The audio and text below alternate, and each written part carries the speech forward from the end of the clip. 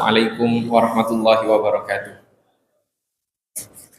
Alhamdulillahirabbil alamin. Nahmadullaha hamdan syakirin, hamdan na'imin, hamdan yuwafi ni'amahu wa yukafi'u mazidah. Ya Rabbana lakal hamdu kama yanbaghi li jalali wajhikal karimi wa azimi sultanik. Ashhadu an la ilaha illallah wa ashhadu anna sayyidana Muhammadar Rasulullah. Allahumma salli ala sayyidina Muhammadin abdika wa rasulikan nabiyil ummi wa ala alihi wa sahbihi wa sallim. Amma ba'du. Jamaah sidang salat subuh yang dirahmati oleh Allah Subhanahu wa taala. Pada kesempatan kali ini kita akan mengkaji tentang kewajiban seorang muslim untuk mengenal Rasulullah Shallallahu alaihi wasallam. Tema ini kami ambil dari sebuah buku yang ditulis oleh Sayyid Abdullah Sirajuddin. Beliau menyampaikan dari firman Allah Subhanahu wa taala, wa'lamu anna fikum Rasulullah. Dan ketahuilah oleh kalian bahwa sesungguhnya Rasulullah Shallallahu alaihi wasallam ada di dalam diri kalian.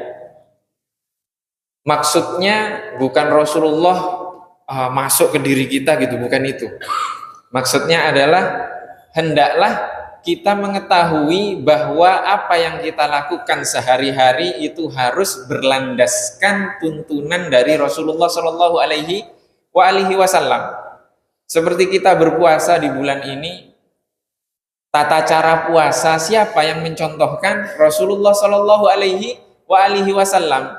Bagaimana kita bisa mengetahui tata cara berpuasa jika Rasulullah tidak mengajarkan kepada kita? Tidak mungkin.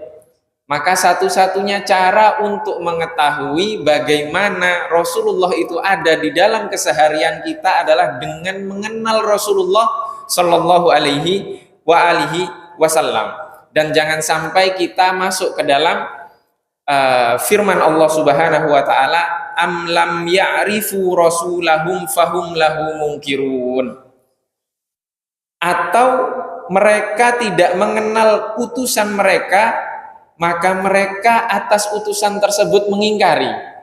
Kita jangan sampai menjadi orang-orang yang mengingkari sesuatu yang sebenarnya itu diajarkan oleh Rasulullah, dicontohkan oleh Rasulullah Shallallahu alaihi wasallam. Maka satu-satunya cara adalah dengan mengenal Rasulullah Shallallahu alaihi wasallam.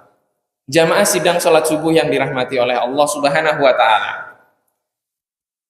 Sisi pertama yang mengantarkan kita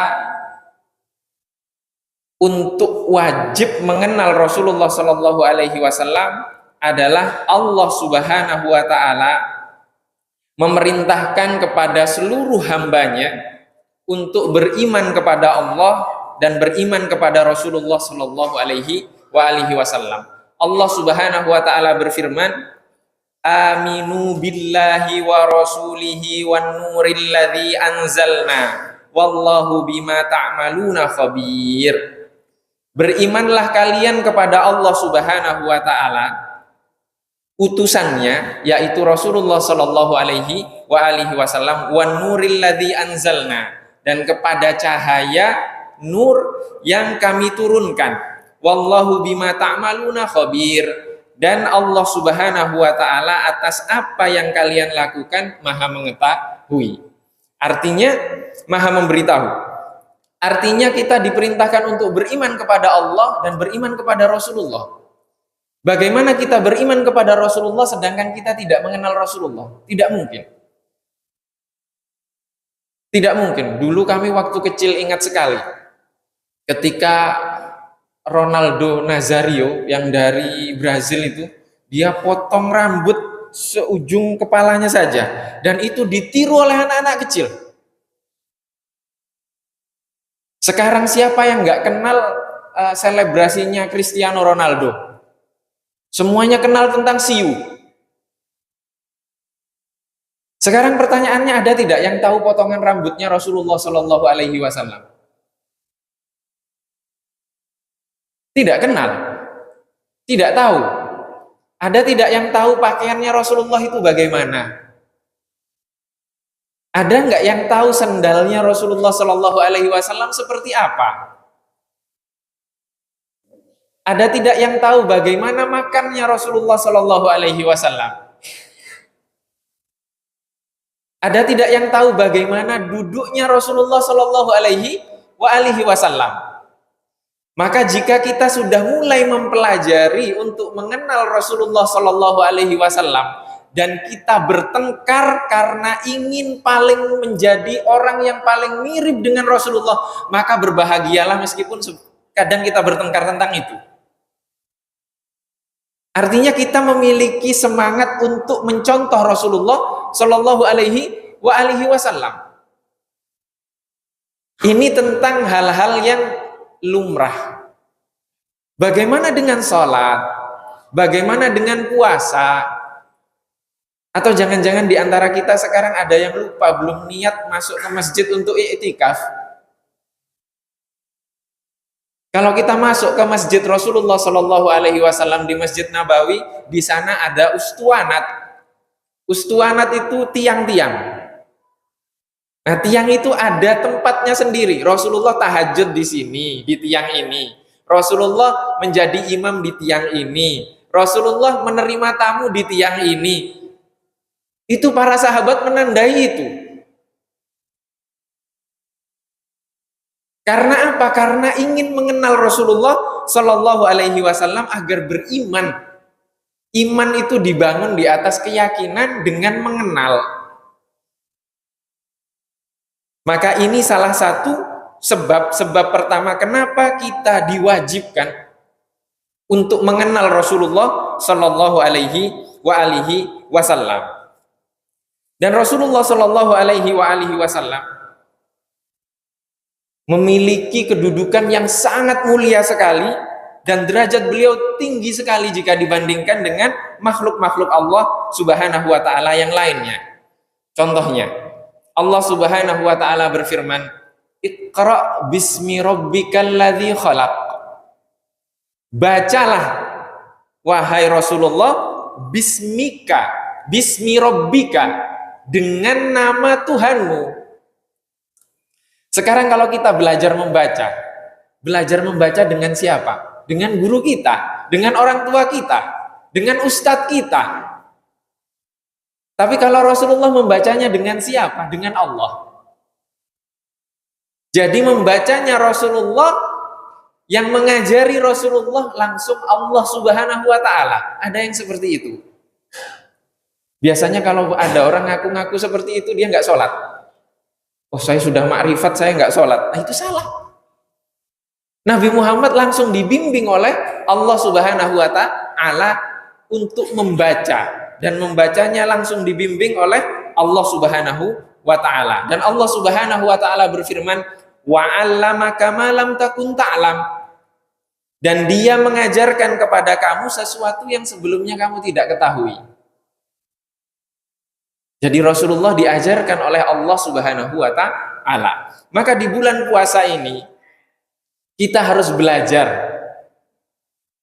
membaca apa yang terjadi di bulan puasa ini, kita bandingkan dengan bulan-bulan sebelum ini. Apakah puasa kita lebih baik dari sebelumnya? Dan seterusnya. Jamaah yang dirahmati oleh Allah Subhanahu wa taala. Kemudian hal yang kedua yang mewajibkan kita sebagai umat Islam untuk mengenal Rasulullah Shallallahu Alaihi Wasallam, Sayyid Abdullah Sirajuddin menyampaikan di sini, sesungguhnya Allah Subhanahu Wa Taala memerintahkan hamba-hambanya untuk mengikuti Rasulullah Shallallahu Alaihi Wasallam. Qul in kuntum tuhibbunallaha fattabi'uni yuhibbukumullah wa yaghfir lakum dzunubakum wallahu ghafurur rahim. Katakanlah wahai Rasulullah Shallallahu Alaihi Wasallam, jika kalian mencintai Allah, fattabi'uni, maka ikutilah aku. Mengikuti Rasulullah Shallallahu Alaihi Wasallam, yuhibbukumullah, niscaya Allah mencintai kalian, wa yaghfir lakum dzunubakum, dan mengampuni dosa-dosa kalian. Jamaah yang dirahmati oleh Allah Subhanahu wa taala, tentang mengikuti Rasulullah ini para sahabat tidak ada syarat. Apapun yang dilakukan Rasulullah diikuti, mutlak diikuti. Mereka tidak mencari sebabnya apa. Jadi para sahabat ketika ditanya kenapa seperti ini, mereka mengatakan karena Rasulullah seperti itu. Sebabnya hanya karena Rasulullah Shallallahu Alaihi Wasallam. Contoh seperti Imam Ahmad, pendiri madhab Hambali. Beliau lebih mengedepankan hadis dhaif jika tidak ada dalil. Tidak ada dalil sama sekali, beliau mengedepankan hadis dhaif daripada akal beliau. Ketika tidak ada dalil, beliau mengedepankan hadis dhaif. Kenapa? Hadis dhaif itu hanya penisbatan kepada Rasulullah saja yang lemah. Sedangkan akal kita, ini Imam Ahmad. Nah sekarang ada orang yang mengatakan kami ikut Imam Ahmad, tapi hadis dhaif itu tidak diamalkan. Ini Imam Ahmad. Imam Ahmad bin Hambal. Beliau mengedepankan hadis dhaif daripada logika. Karena apa? Karena ada penisbatan kepada Rasulullah Shallallahu Alaihi Wasallam sekalipun itu lemah. Jamaah yang dirahmati oleh Allah Subhanahu Wa Taala. Kemudian hal yang ketiga yang mewajibkan kita untuk mengikuti Rasulullah Shallallahu Alaihi Wasallam, di banyak riwayat Rasulullah Shallallahu Alaihi Wasallam menjelaskan bahwa Allah Subhanahu Wa Taala memerintahkan, mewajibkan kepada orang-orang yang beriman untuk mencintai Rasulullah Shallallahu Alaihi Wasallam melebihi dari segalanya, bahkan dari dirinya sendiri. Kisahnya masyhur, Sayyidina Umar mengatakan, Rasulullah engkau adalah manusia yang paling aku cintai dari semua manusia kecuali diriku sendiri. Dan Rasulullah menegur, tidak wahai Umar, tidak dikatakan seseorang beriman hingga aku menjadi orang yang paling dia cintai sekalipun dari dirinya sendiri. Ada di antara kita sekarang yang pernah sehari tidak berdoa untuk dirinya, tapi mendoakan Rasulullah. Bersolawat atas Rasulullah, sehari saja. Ada tidak? Oh, kadang kita sholat saja nggak ingat. Tidak ingat Rasulullah, kita ingat hajat kita. Ketika hubungan paling dekat seorang hamba ketika sujud. Nah, ketika sujud kita ingat hajat kita semuanya. Karena kita sedang dekat dengan Allah. Ingat Rasulullah tidak? Di sholat kita nggak ingat Rasulullah, kita ingat hajat, ingat kebutuhan, kadang ingat hal-hal yang lain. Maka bagaimana kita bisa dikatakan lagi ini kita mintanya syafaat nanti ke Rasulullah? Di sholat kita nggak ingat Rasulullah Shallallahu Alaihi Wasallam. Itu di dalam sholat. Bagaimana di luar sholat? Bagaimana ketika kita bersikap, bertindak? Sudah seperti Rasulullah atau belum? Nah itu harus kita sama-sama pelajari, harus sama kita kaji, dan tidak mungkin waktunya singkat. Ini hanya pengantar agar kita terus mengenal Rasulullah Shallallahu Alaihi Wasallam. Setidaknya di bulan Ramadan ini kita mulai mengenalkan kepada anak-anak kita tentang puasa itu bagaimana, sahur itu bagaimana, sunnah-sunnahnya bagaimana, dan seterusnya. Kemudian poin terakhir yang disampaikan oleh Sayyid Abdullah Sirajuddin tentang kewajiban seorang hamba untuk mengenal Rasulullah Shallallahu Alaihi Wasallam adalah sesungguhnya ketika seseorang mengenali sifat-sifat mulia dari Rasulullah Shallallahu Alaihi Wasallam, maka akan terbayang di dalam dirinya, bahkan di dalam hatinya, gambaran-gambaran kemuliaan Rasulullah Shallallahu Alaihi Wasallam. Jika dia mengenal Rasulullah Shallallahu Alaihi Wasallam, maka mengenal Rasulullah, mengenal sifat-sifat mulia Rasulullah itu sudah dicontohkan Rasulullah sendiri.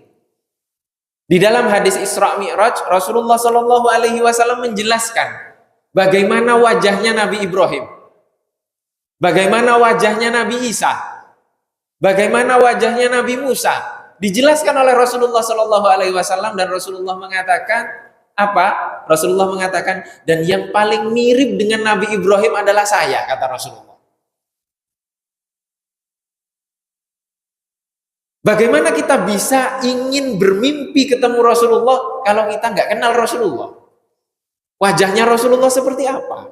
Tingginya Rasulullah seperti apa? Rambutnya Rasulullah seperti apa? Badan Rasulullah seperti apa? Jalannya Rasulullah seperti apa? Bahkan di buku-buku Syama'il Rasulullah dijelaskan ketika Rasulullah Shallallahu Alaihi Wasallam di malam bulan purnama, beliau berdiri dan para sahabat melihat Rasulullah, cahaya bulan itu kalah dengan cahaya yang memancar dari wajahnya Rasulullah Shallallahu Alaihi Wasallam. Jadi para sahabat ketika menyambut Rasulullah, tala al badru alaina, telah muncul al badru, bulan purnama, alaina, di antara kita. Maka itu yang muncul benar-benar bulan purnama, bulan yang beneran itu kiasan. Yang bulan sebenarnya adalah Rasulullah Shallallahu Alaihi Wasallam. Jadi bulan itu tidak ada. Bahkan beberapa sahabat mengatakan, jika kami melihat ke wajahnya Rasulullah Shallallahu Alaihi Wasallam, seakan-akan bintang itu mau jatuh. Bintang itu mau jatuh. Dan itu yang menyampaikan bukan hanya Sayyidah Aisyah. Kalau Sayyidah Aisyah sudah jelas istri beliau yang paling dicintai oleh Rasulullah Shallallahu Alaihi Wasallam. Istri memuji suaminya, iya. Lah ini nggak laki-laki, nggak perempuan, tidak saudara, tidak musuh menjelaskan seperti itu. Dan banyak lagi yang harus kita ketahui tentang Rasulullah Shallallahu Alaihi Wasallam. Dan dengan kata beliau di sini disampaikan, mencintai seseorang itu dengan mengenali kebaikannya. Maka dengan mengenal kebaikan-kebaikan Rasulullah, sifat-sifat kesempurnaan Rasulullah Shallallahu Alaihi Wasallam akan menambahkan kecintaan kita kepada Rasulullah Shallallahu Alaihi Wasallam. Maka para imam, para ulama, mereka sampai kepada titik derajat ibadah yang sampai mereka bisa hatam Al-Quran, bisa menikmati hidup. Kalau kita kan menikmati hidup kayaknya susah, kita salahkan Allah. Coba lihat kehidupan Rasulullah dari awal sampai akhir. Kita melihatnya pasti kok susah, kok terusir, kok perang kalah, kok begini, kok begitu. Itu artinya itu Rasulullah. Dan Rasulullah menikmati itu dan semuanya indah. Karena apa? Karena itu ketetapan Allah Subhanahu wa taala, itu bimbingan Allah Subhanahu wa taala, dan masing-masing dari kita di sini memiliki garis takdirnya masing-masing yang harus difahami, dan tidak mungkin Allah Subhanahu wa taala salah menakdirkan.